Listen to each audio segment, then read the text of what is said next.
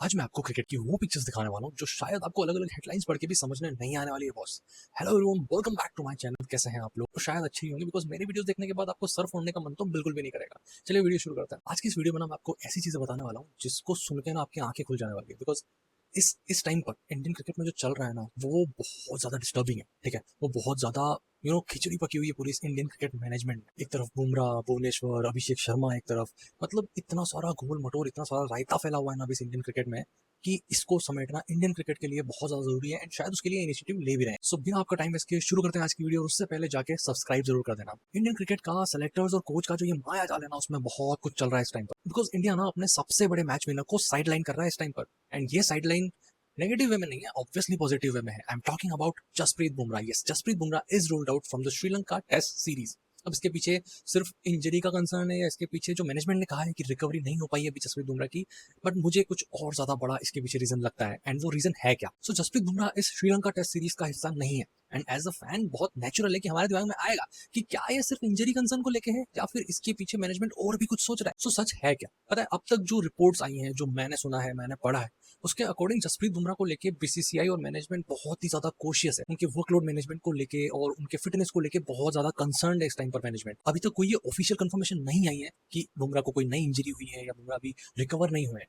सबसे बड़ा सवाल हमारा यहाँ पे ये आता है कि अगर बुमराह फिट है, अगर बुमराह बॉलिंग कर सकते हैं, तो वो इंडियन टीम में है क्यों नहीं इस टाइम पर? क्या कारण है कि उन्हें इस टाइम पर खिलाया नहीं जा रहा है? एंड यहाँ पर ना मेरा दिमाग खटका भाई।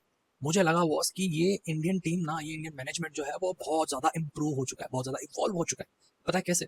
बिकॉज पहले हम क्या करते थे पता है, जसप्रीत बुमराह की हम एक लाइन शायद सबको याद होगी। जसप्रीत बुमराह ने कहा था, अब बस अब और नहीं हो रहा, अब और जोर नहीं लग रहा।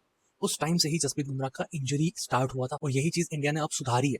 पहले जसप्रीत बुमराह को हर एक मैच खिलाते थे कि भाई हमारा मैच विनर है, हम तो इसे सारे मैच खिलाएंगे, फिर चाहे इंजरी हो, फिर चाहे उसका करियर खत्म हो जाए। लेकिन नहीं, इस बार इन्होंने इतने यंगस्टर्स ट्राई किए हैं, इन्होंने हर चीज ट्राई कर ली, ऑलराउंडर ट्राई कर लिए, लेकिन जसप्रीत बुमराह जब होते हैं ना टीम में, उनका इम्पैक्ट बहुत अलग होता है। इसलिए इनको एक चीज समझ में आ गई है कि बुमराह के बिना वो वर्ल्ड कप वाला कैंपेन नहीं जीत सकते। ठीक है, इन्होंने क्या किया, मैं सिंपल लैंग्वेज में बताता हूँ। बुमराह को इस वाली सीरीज से रेस्ट दे दिया। क्यों?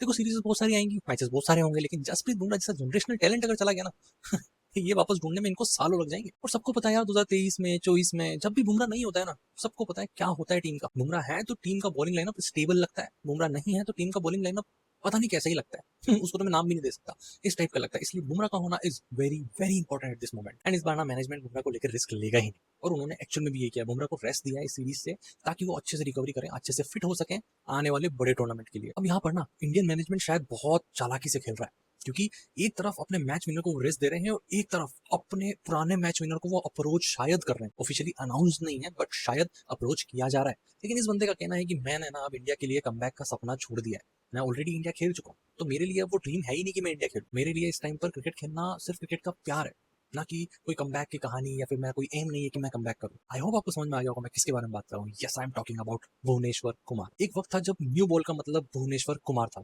Swing, discipline, control and batsman का ऑफ स्टंप। लेकिन आज भुवनेश्वर कुमार ने उस इंटरव्यू में कहा है कि मैं इंडिया कमबैक के बारे में सोच ही नहीं रहा हूं। और हम सभी फैंस ने सुन के ना एक चीज जरूर अज्यूम करी है कि ये फ्रस्ट्रेशन नहीं है, ये एक्सेप्टेंस है कि वो बंदा थक गया है इंतजार कर करके। इतना परफॉर्मेंसेस के बाद भी अगर मौका नहीं मिलेगा तो ऑब्वियसली कोई थक ही जाए। और अब भुवनेश्वर कुमार अपनी मर्जी से, अपने पीस के लिए, अपनी लव फॉर क्रिकेट के लिए खेलते हैं, ना कि इंडिया कमबैक के ड्रीम के लिए, जो कि उनका अब वो ड्रीम है भी। तो इस टाइम पर हो क्या रहा है, मैनेजमेंट उनको अप्रोच करना चाहती है शायद कि भुवनेश्वर कुमार आप आ जाइए, हमारे बॉलिंग अटैक को, हमारे पेस अटैक को थोड़ा मजबूत कीजिए। लेकिन Bhuvneshwar Kumar on the other hand, अगर उस बंदे का मन नहीं किया, he will not gonna come back, I am telling you. And इतनी सारी हम पेस अटैक, बॉलिंग लाइनअप की बात कर रहे हैं, क्यों ना बैट्समैन की बात करी जाए। आज की स्टोरी ना मेरे फेवरेट ब्लाइंड स्लोगर को लेके। भाई अभिषेक शर्मा ने जो तबाही मचाई है ना डोमेस्टिक में, ओ भाई साहब, 91 बॉल्स में 233 कौन मारता है यार। ये रोहित शर्मा का भी बाप निकला है भाई। पिछली दो सीरीज या कह सकते हैं कि 20-22 इनिंग्स में सिर्फ 4 50s हैं, रन आए ही नहीं है। जिम्बाब्वे वाली सीरीज प्रॉपर्ली फ्लॉप गई है एंड लोगों ने क्वेश्चंस उठाना शुरू कर दिए कि ये बंदा का अब इंक्लूजन पे सवाल है कि इसको अब निकालो, परफॉर्मेंस नहीं आ रही है, just get him out of this team और किसी और को अपॉर्चुनिटी दो। बट अभिषेक शर्मा है भाई, वो बड़ा प्लेयर है यार, वो जानता है। ठीक है, वो जानता है कमबैक करना क्या होता है, वो जानता है जवाब देना क्या होता है। एंड जवाब देना सिर्फ ऐसे नहीं होता है, जवाब देना बैट से होता है, जवाब देना बॉल से होता है। This is exactly what he has done. और इन सारी स्टोरीज, ड्रामा, जो भी पॉलिटिक्स चल रहा है, सब कुछ से एक ही कंक्लूजन निकल के आता है कि इंडियन क्रिकेट बहुत अच्छी तरीके से या फिर बहुत हद तक बदलने वाली है बॉस। ये नई जनरेशन आ चुकी है। हम वो सचिन वाला एरा भी जिए हैं, हम वो धोनी, विराट, रोहित वाला एरा भी जिए हैं। Now this is the era of Shubman Gill, Abhishek Sharma, upcoming Vaibhav Suryavanshi. बहुत सारे प्लेयर्स हैं। अगर आपको भी लगता है कि मैंने ऐसा कुछ बताया आपको जो इंटरेस्टिंग था, जो कि ऑब्वियसली था, आपका सिर्फ पढ़ने का मन नहीं करेगा, तो जाके सब्सक्राइब जरूर कर देना। मैं मिलूँ आपसे अगली स्टोरी के साथ। तब तक क्रिकेट देखते रहो, सिर्फ स्कोर कार्ड्स नहीं। Do subscribe, do follow, do share and follow on Instagram as well. Thank you so much for watching. Bye bye.